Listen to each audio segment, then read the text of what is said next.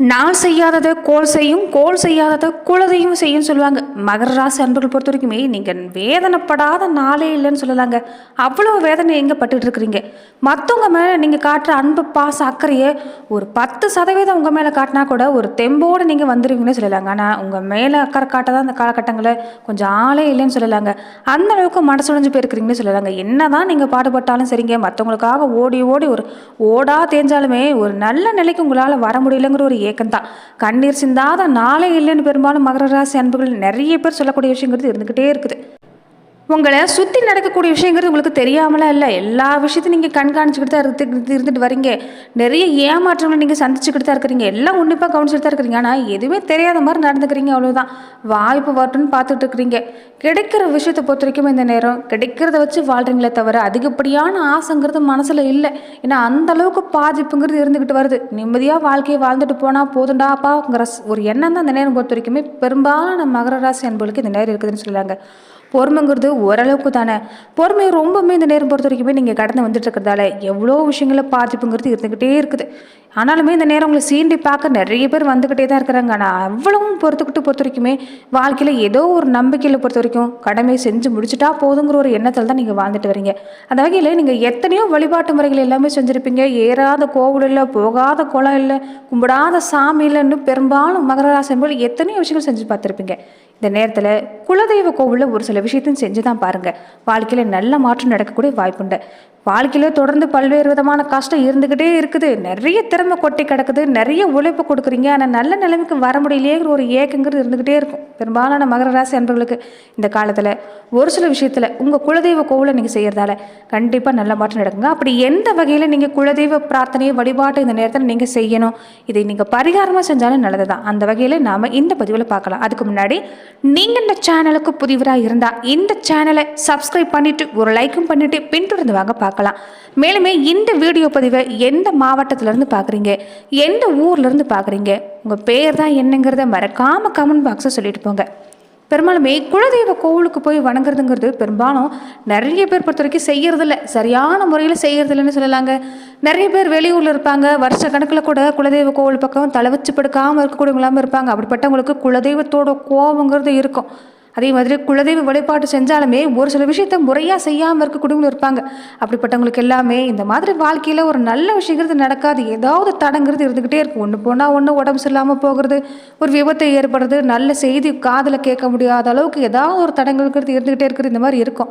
அப்படிப்பட்டவங்களுக்கு எல்லாமே குலதெய்வ கோவிலில் இந்த நேரம் பொறுத்த வரைக்குமே ஒரு சில விஷயம் தாங்க. அதாவது ரொம்ப எளிமையான விஷயந்தான்.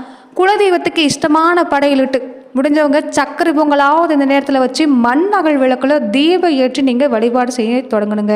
வருஷக்கணக்கில் சாமி கும்பிடாமல் இருக்கிறீங்களா, வேலையாக ஒரு நிறைஞ்ச நாளில் பொறுத்த வரைக்குமே ஒரு பௌர்ணமி நாளாக இருக்கட்டும், இல்லைன்னா ஒரு அமாவாசை நாளாக கூட இருக்கட்டும், தொடர்ந்து இந்த நேரத்தில் பொறுத்த வரைக்குமே மண் அகல் விளக்கில் தீபம் ஏற்றி 41 நாட்களுக்கு தொடர்ந்து நீங்கள் ஒவ்வொரு விளக்காக அதிகப்படுத்திக்கிட்டே இழுப்பு எண்ணெய் கொண்டோ இல்லைன்னா நல்லெண்ணெய் கொண்டோ பஞ்சு தெரி இந்த வாழைத்தண்டு தெரி போட்டால் இந்த நேரத்தில் உங்கள் குலதெய்வ கோவிலில் நீங்கள் வழிபாடு செய்ய தொடங்குனீங்கன்னா கண்டிப்பாக நல்ல மாற்றம் நடக்கக்கூடிய வாய்ப்புண்டுங்க.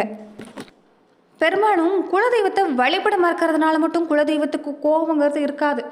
முறையான வழிபாட்டை செய்யாமல் இருக்கக்கூடியவங்களா இருப்பாங்க. பெரும்பாலும் நீங்களாக இருக்கட்டும், உங்களுடைய குடும்ப வகையிலையாக இருக்கட்டும், ஒரு வழிவாக்க சொல்லக்கூடிய விஷயம் பார்த்தீங்கன்னா, உங்களுடைய மூத்தவங்க வழியில் பொறுத்த வரைக்குமே குலதெய்வத்தை சரியான குலதெய்வம் இதுதான்னு தெரியாமல் வழிபட்டு வரக்கூடியவங்களா இருப்பாங்க. அதே மாதிரி முன்னோர் வழிபாட்டில் குறைய வச்சுருக்கக்கூடியவங்களா இருப்பாங்க. சரியாக தர்ப்பணம் கொடுக்காமல் இருக்கக்கூடியவங்களா இருப்பாங்க. வயசான பெற்றவங்களை பார்த்துக்காமல் இருக்கக்கூடியவங்களா இருப்பாங்க. அப்படிப்பட்டவங்களுக்கு எல்லாமே இந்த பெண்களை மன ரீதியான போராட்டம் ஏற்படுத்தக்கூடியவங்க, இந்த வாயில்லாத ஜீவன், இந்த பசு மாதிரியான உயிரினத்தை வதப்பண்ணி இருக்கக்கூடியவங்களுக்கு எல்லாமே இந்த குலதெய்வத்தோட கோபங்கிறது இருக்கும். அப்படிப்பட்டவங்க கூட இந்த நேரத்தில் தெரிஞ்சும் தெரியாமல் தப்பு செஞ்சுட்டோம், எங்களை மன்னிச்சிருங்கன்னு உங்கள் குலதெய்வ கோவிலில் போய் நீங்கள் கேட்டாலே போதுங்க, கண்டிப்பாக நல்ல மாற்றம் உண்டாகும். ஏன்னா பசியால் பிள்ளை அழுதா தாய் தாங்க மாட்டா. மற்ற தெய்வம் பொறுத்த வரைக்கும் உங்களுக்கு உதவி செய்தே இல்லையோ, நம்ம குடும்பம் நல்லா இருக்குன்னு நினைக்கக்கூடியது நம்ம குடும்பத்தில் இருக்கக்கூடிய உறுப்பினர்கள் தான். அதனால் நம்ம குடும்பம் வாழ வைக்கக்கூடிய உரிமைங்கிறது நம்ம குலதெய்வத்துக்கு மட்டும்தான் இருக்குது. அதனால் குலதெய்வ கோவிலில் மண்டிட்டு போய் நீங்கள் மண்ணகல் விளக்கில் தீபம் ஏற்றி வழிபாடு செஞ்சுட்டு வர பாருங்கள். அதே மாதிரி தான் குலதெய்வ கோவிலில் தீபம் ஏற்றிட்டு வீட்டுக்கு வந்துமே நீங்கள் கோவிலுக்கு போகிறதுக்கு முன்னாடியே வீட்டை நல்லா சுத்தம் செஞ்சுட்டு வீட்டுக்கு வந்ததுமே இந்த நிலவாசப்படியே முதல் வழியாக நீங்கள் சுத்தம் செஞ்சு மஞ்சள் குங்குமம் தீப தூப ஆராதனை காட்டி நீங்கள் வீட்டுக்கு குலதெய்வத்தை கூட்டிகிட்டு வர பாருங்கள். அந்த பூஜை செய்யக்கூடிய இடத்துல பொறுத்த வரைக்குமே காமாட்சம்மன் விளக்கு நீங்கள் வச்சுக்கலாம். குலதெய்வ படம் இருந்தால் குலதெய்வ படத்தை வைக்க பாருங்கள். இல்லைன்னா காமாட்சம்மன் படத்தை வச்சு நிறசொம்பு தண்ணி வச்சு நீங்கள் கொஞ்சமாக விபூதி வச்சு உங்கள் குலதெய்வத்தோட பேரை மனதாரையும் சொல்லி நீங்கள் வாய் விட்டு கூட 27 முறை உங்கள் குலதெய்வத்தோட பேரை கூப்பிட்டு அழைச்சி நீங்கள் தீபம் ஏற்றி வழிபாடு செய்ய பாருங்கள். அப்படி தீபம் ஏற்றுறப்ப அந்த தீப ஜோதியில் உங்கள் குலதெய்வங்கிறது வாசம் செய்ய ஆரம்பிக்கும்.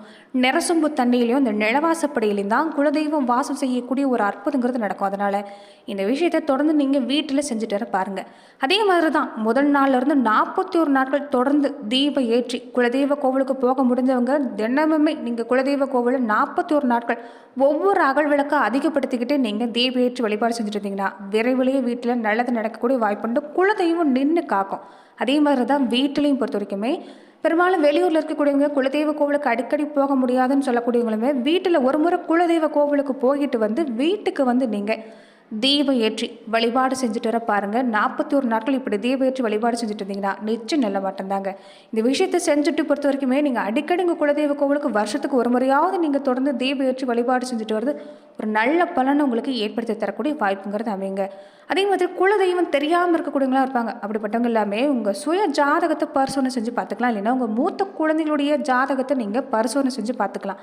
அப்படியும் தெரியாதவங்க உங்கள் பங்காளி வகையில் விசாரிக்கலாம். 7 தலைமுறை பங்காளிகள் எந்த இடத்துல ஒன்று சேர்ந்து வாழ்கிறாங்களோ 3 தலைமுறையாக எந்த இடத்துல வாழ்ந்துட்டு வராங்களோ அந்த இடத்துல விசாரித்தாலுமே உங்கள் குலதெய்வம் எதுங்கிறது தெரிஞ்சிடும்.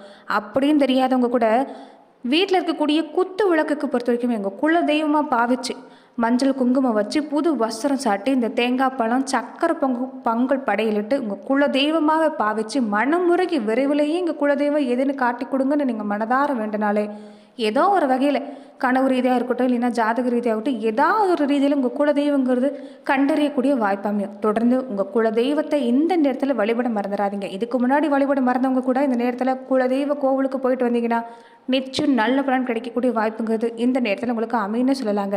அதே மாதிரி குலதெய்வ கோவிலை பொறுத்த வரைக்குமே நீங்கள் வழிபாடு செய்கிறப்ப அன்னதானம் செய்ய பாருங்கள். அன்னதானம் செய்கிறதால குலதெய்வங்கிறது உங்களுக்கு மகிழ்ச்சி அடையக்கூடிய வாய்ப்புண்டு. எந்த சங்கடம் இருந்தாலும் நீங்கள் கூட வாய்ப்புண்டு. அதனால் மகர ராசி அன்பர்கள் உங்கள் வாழ்க்கையில் எவ்வளவோ விஷயம் இருந்தாலும் எத்தனையோ வழிபாடு இருந்தாலும் இந்த நேரத்தில் இந்த வழிபாட்டை நீங்கள் செய்ய பாருங்கள். கண்டிப்பாக நல்ல பலன் கிடைக்கக்கூடிய வாய்ப்புங்கிறது உங்களுக்கு அமைன்னு சொல்லலாங்க. அதே மாதிரி தான் ஒரு எளிமையான முறை ஒன்று இருக்குது இந்த நேரம் பொறுத்த வரைக்குமே. குலதெய்வ வழிபாட்டில் ரொம்ப சின்ன விஷயம் தாங்க. இந்த விஷயத்தை நீங்கள் செஞ்சுட்டு வர பாருங்கள். நிச்சயம் நல்ல மாற்றங்கிறது எவ்வளவு கஷ்டம் இருந்தாலும் நீங்கள் கூடிய வாய்ப்புங்கிறது இந்த நேரங்களுக்கு உண்டுன்னு சொல்லலாங்க. அதாவது பூஜையில் 1 டம்ளர் தண்ணி வச்சுக்கோங்க. அதை பொறுத்த வரைக்குமே அதுக்கு பக்கத்தில் விபூதி கொஞ்சம் வச்சுக்கோங்க. தொடர்ந்து உங்கள் வார்த்தையால் உங்கள் குல தெய்வத்தோட பெயரை சொல்லி தீப ஏற்றி பொறுத்த வரைக்குமே அந்த தண்ணீரை கொண்டு இந்த விபூதி பொறுத்த வரைக்குமே நீங்கள் உருண்டைகளாக பிடிச்சி கூட தொடர்ந்து நீங்கள் 3 நாட்கள் உங்கள் குலதெய்வத்தோட பெயரை சொல்லி உங்கள் கையால் உருண்டைகளை பிடிச்சி மனதார உங்கள் குலதெய்வத்தோட பெயரை சொல்லி நீங்கள் கூப்பிடுங்க. குலதெய்வங்கிறது உங்கள் வீட்டில் வாசம் செய்ய ஆரம்பிக்கும். நல்ல மாற்றம் ஏற்படக்கூடிய வாய்ப்புண்டுங்க. அந்த விபூதி பொறுத்த வரைக்குமே 3 நாட்களுக்கு பின்னாடி நீங்கள் இந்த செடி கொடிகளிலோ இந்த தண்ணீர் அப்படி தான் அந்த செடி கொடிகளில் நீங்கள் கால்படாத இடத்துல நீங்கள் ஊற்றிடலாம். இதை நீங்கள் செஞ்சுட்டு வரப்போ கண்டிப்பாக நல்ல மாற்றம் உண்டாங்க. இதில் முக்கியமான விஷயம் என்னென்னா நீங்கள் குலதெய்வத்தை நினைக்கணும், குலதெய்வ வழிபாடு செய்யணும். இதை செஞ்சுட்டு வந்தாலே நிச்சயம் நல்ல மாற்றம் உங்களுக்கு காத்திருக்கக்கூடிய வாய்ப்புண்டுங்க. பெரும்பாலுமே குலதெய்வ வழிபாடுங்கிறது வழிபாடு செய்ய மறக்கிறதுனால மட்டும் நடக்கக்கூடிய விஷயம் இல்லை. நிறைய காரணத்தாலும் பொறுத்த வரைக்குமே குலதெய்வ வழிபாடுங்கிறது தடங்கிறது இருக்கும். அப்படிப்பட்டவங்க தெரிஞ்சும் தெரியாமலும் எந்த தப்பு செஞ்சிருந்தாலும் மன்னிச்சிருங்கன்னு மனதார குலதெய்வ கோவிலில் போய் வழிபாடு செஞ்சுட்டு இருந்தாலே போதுங்க, நிச்சயம் நல்ல மாற்றம் தான். தொடர்ந்து பார்த்தீங்கன்னா மகர ராசி அன்பர்கள் இனி அடுத்து வரக்கூடிய 15 நாட்களுக்கு எப்படிப்பட்ட பலன்களை நீங்கள் பெற போகிறீங்கிறத மேலுமே நாம் இந்த பதிவில் பார்க்கலாங்க. மகர ராசி அன்பர்களுக்கு பொறுத்த வரைக்குமே இந்த காலகட்டம் உறவு வகையிலுங்கிறது சிக்கல் இல்லாமல் இருக்காது. எந்த காலத்தில் தான் மகர ராசி அன்பர்களுக்கு உறவுகளால் சிக்கல் இல்லாமல் இல்லை. ஏன்னா நீங்கள் என்ன தான் சொந்த பந்த உறவு வகையில் நீங்கள் ஓடி பாடுபட்டாலுமே உங்களுக்கு கடைசி வரைக்குமே தாங்க, இப்போ மட்டும் இல்லை கடைசி வரைக்குமே சொந்த பந்தத்தால் மற்றவங்களால பயனுங்கிறது இருக்காது. கடைசி வரைக்குமே உங்கள் உழைப்பு மட்டும்தான். உங்கள் கையால் மட்டும்தான் நீங்கள் உழைச்சி முன்னுக்கு வரக்கூடியவங்களாம் மகர ராசி அன்பர்கள் அமைஞ்சிருப்பாங்க. அதனால் யார் எது சொன்னாலும் சரிங்க, கொஞ்சம் அதிகப்படியாக அந்த நேரம் கோபப்படுறது வேண்டாம். ஏன்னா பேசக்கூடியவங்க காயப்படுத்தக்கூடியவங்க உங்கள் வாழ்க்கையில் கடைசி வரைக்கும் வரப்போகிறதில்ல. என்றைக்குமே உங்களுக்கு நீங்கள் மட்டும் தான் துணை. அதனால் இந்த நேரம் யார் எது சொன்னாலும் கோபத்தை கட்டுப்படுத்த பாருங்கள். வாக்கால் தான் உங்களுக்கு இந்த நேரம் பிரச்சனை. 6ல் குரு இருந்தாலே ஊரெல்லாம் பார்க்கணும்னு சொல்லுவாங்க. நீங்கள் சும்மா இருந்தாலும் உங்கள் வாய் சும்மா இருக்காது. ஏன்னா பொறுமை இழந்திருக்கிறதால ஏதோ ஒரு வகையில் டக்குன்னு பேசிடுவீங்க. அதனால் கோபத்தை கட்டுப்படுத்துங்க. மற்றபடி இந்த காலகட்டம் செய்கிற தொழில் வியாபாரம் எல்லாமே சிறப்பாக இருக்குது. எந்த அளவுக்கு முயற்சி கொடுக்குறீங்களோ அந்த அளவுக்கு நல்ல மாற்றத்தை தரக்கூடிய நேரமாக தான் மகர ராசி அன்பர்களுக்கு அமைஞ்சிருக்குன்னு சொல்லலாங்க. உடல் நலத்தை பொறுத்த வரைக்குமே கொஞ்சம் தொந்தரவுங்கிறது இருக்கும். அதிகப்படியான குளிர்ச்சியான உணவு எல்லாமே இந்த நேரம் எடுத்துக்கிறது வேண்டாம். அது இந்த நேரம் உடல் நலத்தை பொறுத்த வரைக்குமே பாதிப்பு அடையும். அதனால் குளிர்ச்சியான உணவை தவிர்க்க பாருங்கள். ஆரோக்கியம் இந்த நேரம் பொறுத்த வரைக்குமே கொஞ்சம் கவனம் கொடுக்கணும். சின்ன சின்ன உடற்பயிற்சி செஞ்சுட்டு வர பாருங்கள். அப்போ தான் இந்த சோம்பலான உணர்வுங்கிறது இந்த நேரம் இருக்காது. குடும்ப வாழ்க்கையில் பொறுத்த வரைக்குமே சின்ன சின்ன கருத்து வேறுபாடு இருக்கும். ஆனாலுமே பெருசுபடுத்தாமல் விட்டுட்டாலுமே இந்த நேரம் சிறப்பாக இருக்குது. குழந்தைகளோட நிலையில் பொறுத்த வரைக்குமே இந்த படிக்கிற பிள்ளைகளாக இருந்தால் உங்கள் சொல் பேச்சு கேட்டு கொஞ்சம் நடக்க மாட்டாங்க. அதனால் அந்த வகையில் கொஞ்சம் கவனம் கொடுக்க பாருங்கள். உடல் நலத்துலையும் கொஞ்சம் கவனம் கொடுக்க பாருங்கள். மற்றபடி தொழில் வியாபாரம் சிறப்பாக இருக்குது. செய்யக்கூடிய முயற்சிக்கு தகுந்த மாதிரி பலன் கிடைக்கக்கூடிய வாய்ப்புண்டு. கல்வி நிலையில் எடுத்துக்கிட்டாலுமே மாணவர்களுக்கு இந்த காலகட்டம் அற்புதமான காலகட்டம் தான். அதே மாதிரி வீட்டில் வயசானவங்க இருந்தால் அவங்களுடைய உடல்நிலையில் கொஞ்சம் கவனம் கொடுக்க பாருங்கள். தாய் ரீதியாக இந்த நேரம் பொறுத்த வரைக்குமே ஒரு சில உடல்நல தொந்தரவுங்கிறது இருக்கும். அவங்க வகையிலையும் கொஞ்சம் நீங்கள் கவனம் கொடுக்க பாருங்கள். மற்றபடி மகர ராசி அன்பர்கள் இந்த நேரத்தில் நீங்கள் பயப்பட வேண்டிய அவசியம் இல்லைங்க. கொஞ்சம் பயணத்தில் கவனமாக இருக்க பாருங்கள். மகர ராசி அன்பர்களுக்கு தொடர்ந்து அடுத்து வரக்கூடிய 15 நாட்கள் எப்படிப்பட்ட பலன் கிடைக்குங்கிறதையும் குலதெய்வ வழிபாடு இந்த நேரம் ஏன் அவசியங்கிறதையும் பார்த்தோம். மேலும் இந்த மாதிரியான பதிவுகளுக்கு நீங்கள் இந்த சேனலை லைக் பண்ணுங்கள், ஷேர் பண்ணுங்கள், கமெண்ட் பண்ணுங்கள், மறக்காமல் சப்ஸ்கிரைபும் பண்ணிக்கோங்க. அதே மாதிரி குலதெய்வம் தெரிஞ்சவங்க உங்கள் குலதெய்வத்தோட பேரை மனமுருகி மனதார வேண்டி கமெண்ட் பாக்ஸில் பதிவிடுங்க. நன்றி நண்பர்களே.